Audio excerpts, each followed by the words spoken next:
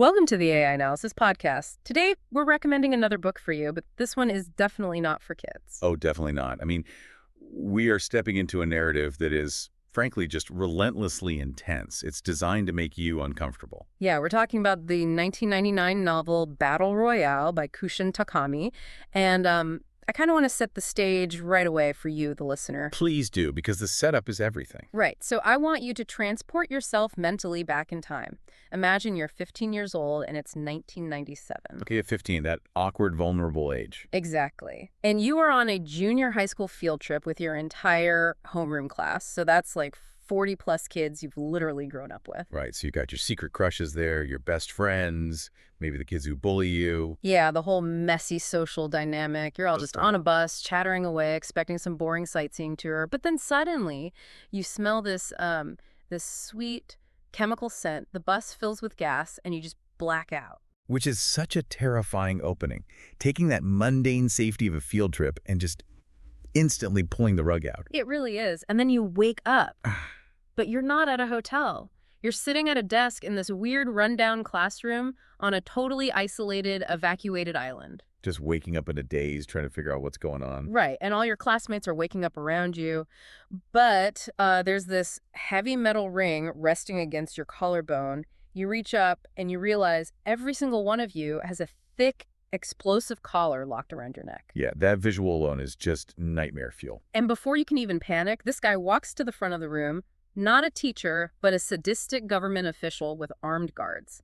And he cheerfully tells you that your class has been chosen for a special program. So cheerful about it, too. That's the crazy part. I know, right? And the rules are, you get a bag of supplies, you get sent out onto the island, and you have to kill your classmates until only one of you remains alive. It's just, it hits you like a freight train. But what makes it so deeply unsettling isn't just the sheer violence. No, it's the bureaucracy of it all. Exactly. It's so grounded, the organizers treat it like they're administering the SATs. But to really grasp it, we have to talk about the world Takami built. Because this isn't the real 1997. Right, it's an alternate timeline. Yeah. In this world, Japan is part of this massive totalitarian state called the Republic of Greater East Asia. And the world building is just suffocating. This republic won an alternate version of World War II, isolated themselves, and just ruthlessly crushed any rebellions. Total, absolute control over daily life. Yeah, like there's a supreme dictator, a cult of personality. Even listening to, a smuggled American rock cassette tape is considered treason. Right. It's a society built entirely on fear and absolute compliance. And that fear is weaponized through this exact program the kids are trapped in. The government calls it Battle Experiment number 68. The architecture of the game is just brilliantly evil. I kept thinking of it as like the most lethal game of musical chairs ever invented. Oh, that's a really good analogy. Because think about it. The music plays, everyone circles, but when the music stops, a chair is removed. The safe space keeps shrinking, and you're forced to compete physically for the remaining spots. Which is exactly what the island does. You can't just, hide in a cave with some water and wait it out. The system actively hunts you. Right. It forces confrontation, and the scale of it is insane. Yeah, let's break down those mechanics, because it's not a one-off thing. The Republic selects 50 classes of third-year junior high students every single year. 50 classes, that's what, like 2,000 15-year-olds? 2,000 children thrown into this meat grinder annually, and out of those 2,000, only 50 can possibly survive. One from each class. It just highlights how institutionalized the cruelty is, and the main thing enforcing the rules is that collar, the Guadalcanal 22. Right, the name alone carries so much weight, referencing one of the bloodiest Pacific theater battles of World War II. It sets this tone of relentless combat. But it's not just a bomb on their neck, is it? No, it's way worse. It's a comprehensive surveillance tool. It tracks their exact physical coordinates on the grid at all times. It monitors their heart rate, their pulse. So the organizers know the exact millisecond someone dies? Exactly. Sitting in their fortified command center, drinking tea and watching the blips on a screen. And the detail that genuinely made my skin crawl is the built-in microphone. Oh, yeah. The audio surveillance. Like, they can hear everything. If you try to whisper an escape plan to your best friend in the middle of the night, they hear you. If you break down crying for your parents, they hear it. It's basically a panopticon. Oh, right, that 18th century prison concept. Yeah, where there's a central guard tower, and the inmates never know if they're being watched at any given second. So Yeah. because you can't verify it, you just assume you're always being watched. And you end up policing your own behavior. You're literally never alone with your thoughts. It breaks their spirits before the physical violence even starts.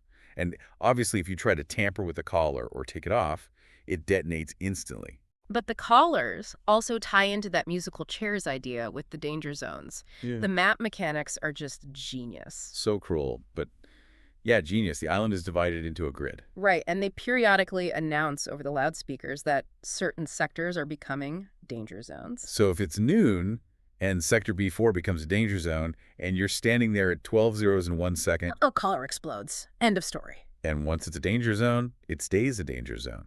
So the habitable area of the island is constantly, irreversibly shrinking. It just acts like a herding dog, pushing the survivors closer and closer together until they have to fight. It completely removes evasion as a viable long-term strategy. And then, as if that's not bad enough, there's the 24-hour rule, which is just pure sadism. The anti-pacifism rule. Exactly.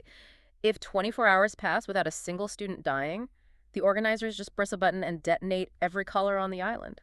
Everyone dies. It completely eliminates the option of a peaceful strike.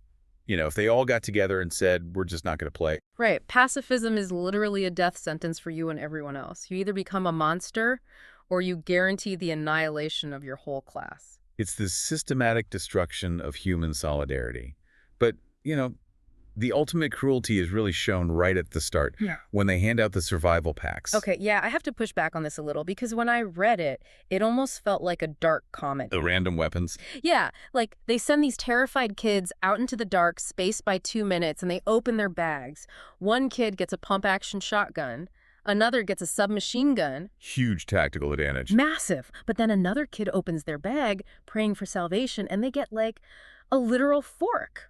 Or a wooden boomerang. Tayway gets a paper fan. A paper fan and pub dartboard darts.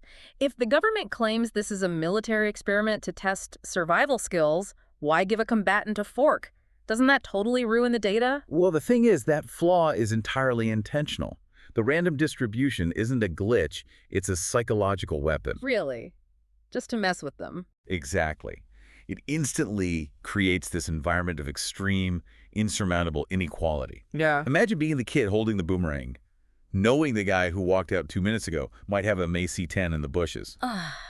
The despair of realizing your life was valued at the price of a boomerang, it's sickening. But that mirrors the innate unfairness of authoritarian societies. The state doesn't care about a level playing field. They want to show that your life is entirely subject to their arbitrary whims. Wow, okay, so it's about control. Right. For the kid with the fork, it's an existential crisis. Do you just give up and die? Or do you find the terrifying ruthlessness to overcome the disadvantage? Then for the kid with the gun. They get seduced by power. Having that weapon accelerates the breakdown of their morals because they realize they can dominate everyone else without consequence. It's basically a microcosm of a deeply corrupt society. Some people are born with the metaphorical machine gun of wealth, and some are born holding a fork. And the state just watches them tear each other apart for scraps. Man, that's dark. And actually, real quick, I want to clarify something for you, the listener, while we're on the topic of the government here. Oh, right, the impartiality note. Yeah. Throughout this discussion, we are just analyzing the mechanics of the fictional government in the book. Takami mashed up the worst parts of state communism and right-wing fascism to build this ultimate pressure cooker. Purely for narrative purposes. Exactly. Oh.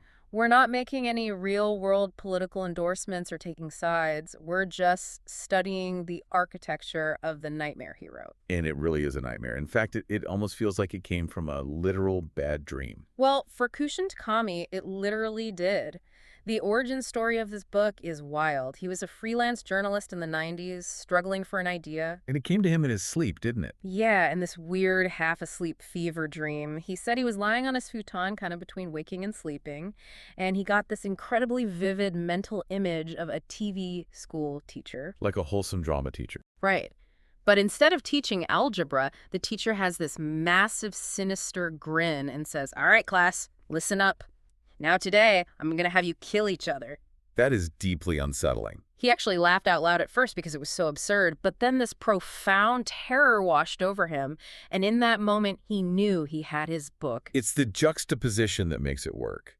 A teacher is supposed to be this figure of trust and nurturing, and then they deliver this barbaric instruction with a smile. It subverts every expectation of childhood safety. And then the title, Battle Royale, has this really fascinating cultural origin, too. The pro wrestling connection, right? Yeah. He was pitching the story to friends, and they pointed out that throwing everyone into an arena until one remains is basically a pro wrestling battle royal match. And he loved that terminology. He latched right onto it, especially the social dynamics inside the ring, like how enemies will temporarily team up to take down a big threat. But then inevitably betray each other once the threat is gone. Yeah. Exactly. That alliance and inevitable betrayal is the beating heart of the island's psychology. But you also have to factor in his background to understand why the political atmosphere feels so lived in. Takami grew up in Japan in the 1960s. Which was a really turbulent time, right? Very. It was marked by intense student protests, like the AMPO protests, huge coalitions of university students fighting the government and facing brutal riot police. So he actually saw that clash between idealistic youth and the mechanized state firsthand. He did. That generational trauma, feeling crushed by the establishment, heavily influenced his writing. And he also cited Stephen King's 1979 dystopian novel, The Long Walk. Oh, where the totalitarian government forces boys into a lethal walking competition. Right. The DNA's there, but Takami ramps the violence and betrayal up to 11. He really does. So he finishes the manuscript in 1996 and submits it to the 1997 Japan Horror Fiction Awards. And the real-world drama here is crazy. The judging panel was full of literary heavy hitters. Hiroshi Aramata, Mariko Hayashi. They read it, they analyze it, and despite the incredible writing, what do? They completely rejected it. Outright. But the reasoning is what blows my mind. Yeah, it wasn't because it was badly written. Actually, the selection committee publicly admitted it was structurally the best novel submitted that year. The best one. And they still refused to give it the prize. They literally declared no winner that year, rather than crown his book. Was it just, like, literary snobbery? Because horror is supposed to be edgy. What were these horror writers so afraid of? It wasn't squeamishness. It was a direct reaction to the cultural climate in Japan in 1997. You have to look at the moral panic happening at the time. Oh, because of the real-world tragedies. Exactly. The previous year, Japan was traumatized by the Kobe child murders. A 14-year-old boy murdered 2 younger kids. Oh, man.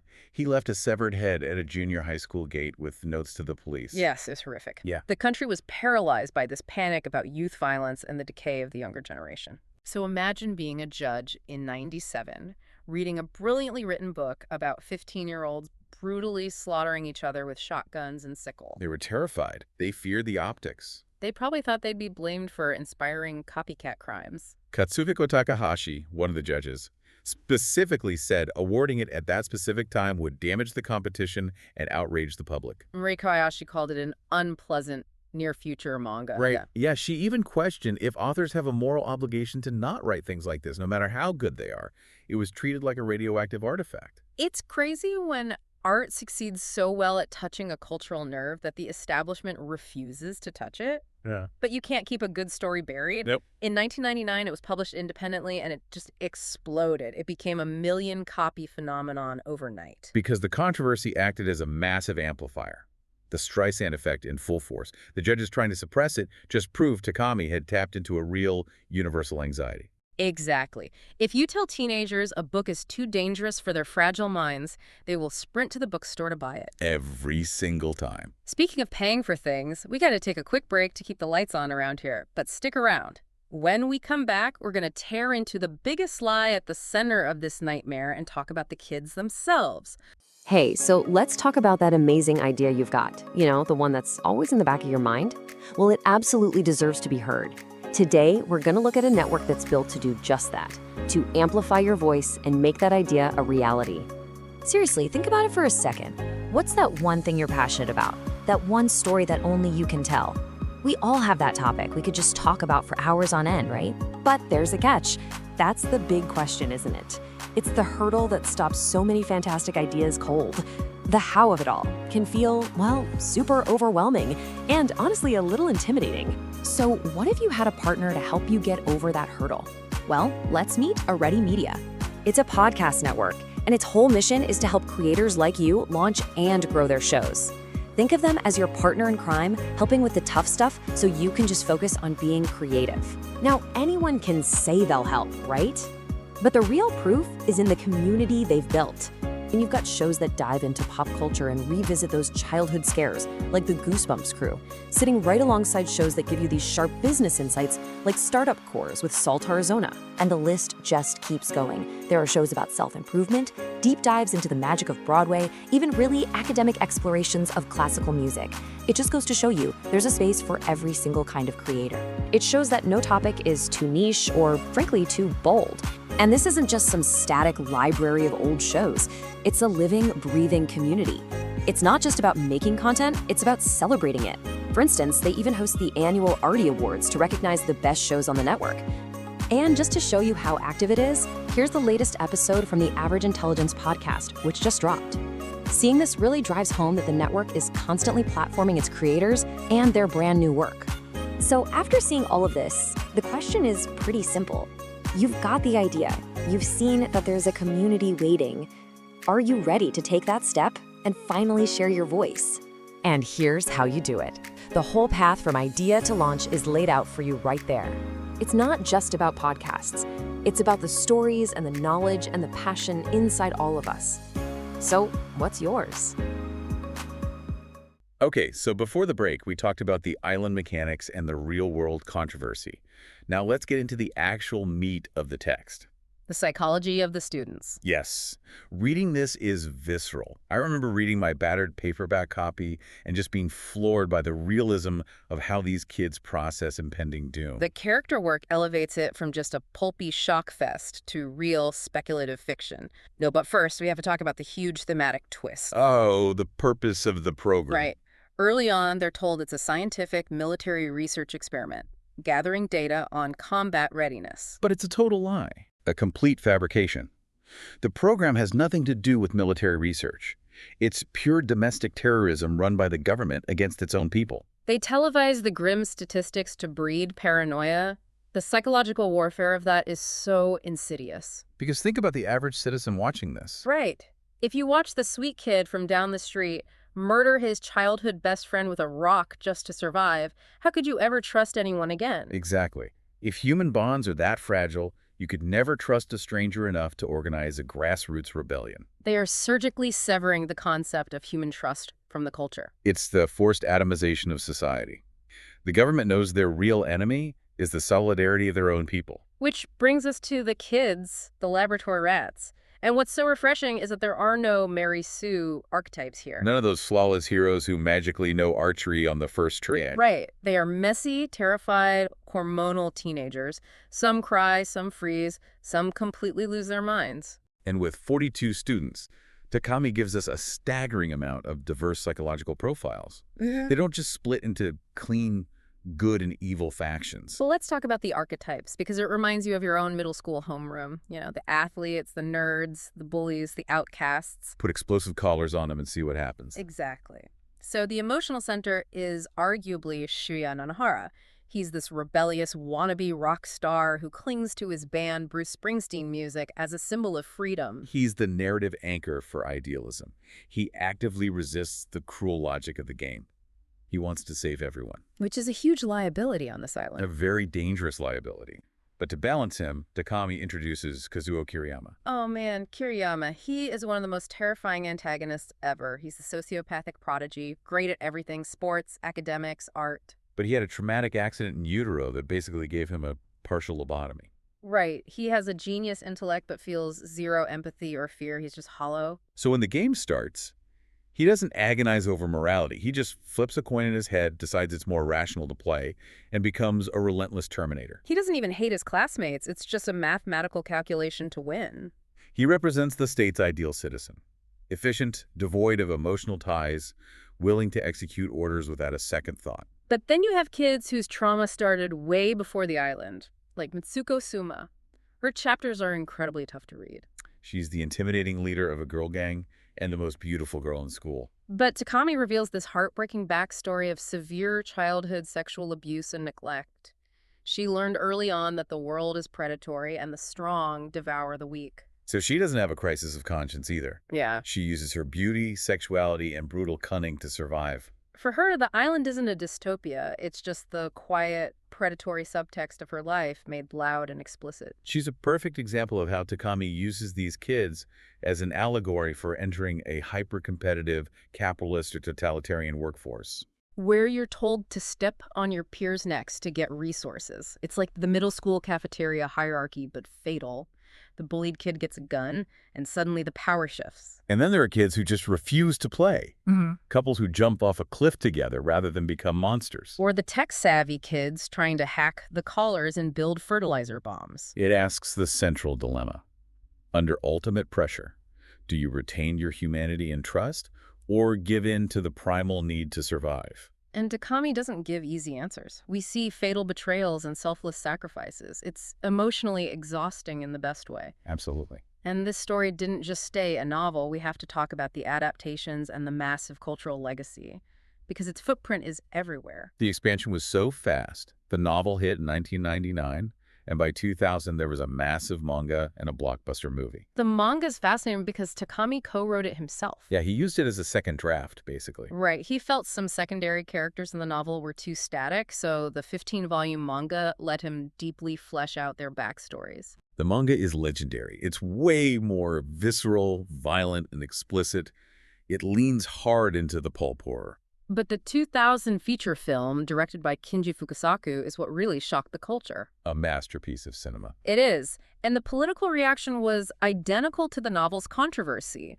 The Japanese National Diet literally condemned it for being harmful to youth. Politicians pounding their fists, demanding it be banned. Which is the greatest marketing campaign ever. Oh, absolutely. Teenagers flocked to see the forbidden movie. It became one of the highest-grossing films of the year. And spawned a huge adaptation tree. There was a cinematic sequel, Requiem, though it didn't quite capture the magic. Plus manga spin-offs like Blitz Royale. And even an unofficial live-action immersive theater adaptation in the Philippines called Battle Royale. That sounds incredible. Yeah. Following the actors through an abandoned high school. Terrifying, but awesome. But zooming out, we have to address the massive elephant in the room. You can't talk about Battle Royale without acknowledging its successors. The whole modern genre it birthed. Suzanne Collins' The Hunger Games. And the multi-billion-dollar video games like PUBG, Fortnite, Apex Legends, and Squid Game. The parallels are undeniable. When Hunger Games debuted, people criticized it for having the exact same foundational premise. A totalitarian government forcing kids to fight in a televised wilderness arena. Suzanne Collins said she'd never heard of Battle Royale. And to be fair, the trope goes back to Theseus and the Minotaur. Or the most dangerous game. Right. But the specific modern flavor, the shrinking island, the weaponized mistrust, the random gear, the televised youth violence Battle Royale, codified that exact recipe. It did. We literally call Fortnite a Battle Royale game. The mechanics are a one-to-one recreation of Takami's Danger Zones. I just wonder if it gets enough mainstream credit. Well, Western audiences know Hunger Games better. It's more accessible. But creators know. The creator's Squid Game explicitly cited reading the Battle Royale manga as his foundational inspiration. And I love how Takami responded to the Hunger Games plagiarism accusations. He was so gracious. Very amicable. He basically said, every novel has something to offer. And if people find value in either book, it's a win for literature. He refused to gatekeep the genre. Because he understands storytelling evolves. He paved the way for this trope because it taps into our elite capitalist anxieties, the fear of economic competition, eroding safety nets. The feeling that we're all being pitted against each other for survival. Exactly. It's the anxiety of the modern age distilled into a blood sport. And we willingly consume it, which really makes you reflect. Well, if we tie all these threads together, I want to leave you, the listener, with a deeply uncomfortable question. Let's hear it. Picture your 15-year-old self. You are dropped on that overgrown island, the metal collar ticking on your neck. You open a bag, not knowing if it's a machine gun or a boomerang. What would you genuinely have done? Wow. Would you try to hack the system? Would you hide in a cave praying for a miracle? Or would you harden your heart and play the game to survive? How much of your morality is just a fragile luxury afforded by living in a safe society? Have you read Battle Royale? Do you prefer the novel, manga, or movie? Let us know in the comments. We'll see you next time.